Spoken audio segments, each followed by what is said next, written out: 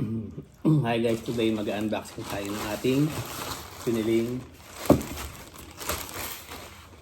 item sa TikTok. So, bumili kasi ako guys ng tripod. Gawa ng yung tripod ko ginagamit na sa store. So, kailangan ko talaga to. So, ito yung binili ko guys. Nakita ko lang to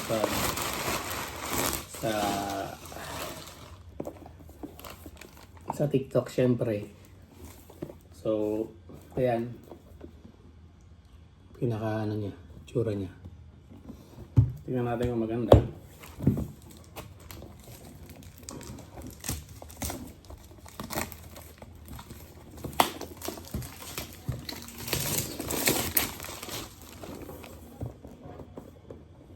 Ito siya guys, yung packaging niya ito, matigas siya. So, hindi basta-basta masisira, matibay.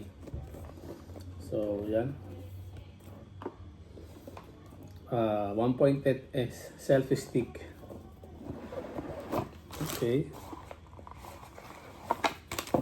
Selfie stick nakalagay, pero tripod to guys. Ito, mayroon pa siyang lagay na ganito and meron siya nito. Hindi ko alam kung para saan to. So, ang cute niya, may lagayin siya guys. Diba? So, kahit saan nyo dalhin, may paglalagyan kayo. So, ito na siya guys.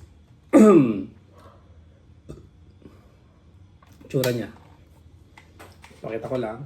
So, pero siya dito pinaka remote. Pagka siguro malayo, ganyan-ganyan lang kayo. Tapos ito, yan. Then, yan.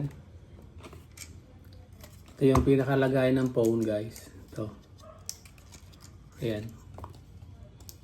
Pinakalagay ng phone. Then, ito yung pinaka-lock niya dito. So, tingnan natin kung gaano siya kahaba. So, ito yung pinaka-unlock niya.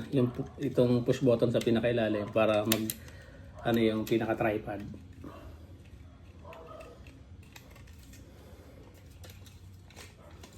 So, yun. Tingnan natin kung gaano kahaba guys.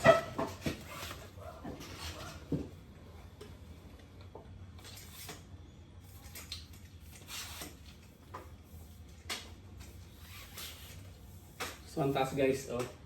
Ito yung ref namin, oh. Halos magkasinta sila. Yun. So, tapos matibay siya. Hindi siya uga-uga. Ayan, oh.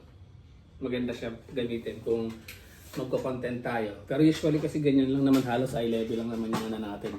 So, ganyan. So, napakaganda. Pwedeng pag ganon. Pwede pag ganon. Tapos ito, namubo siya. Naiikot mong ganon. So, yun lang. Yan. So, sa mga gustong bumili, hanapin nyo lang sa TikTok. Kasi wala pa akong link. Yan guys, oh, napakaganda niya. Napakatibay. So, yun lang. Thank you.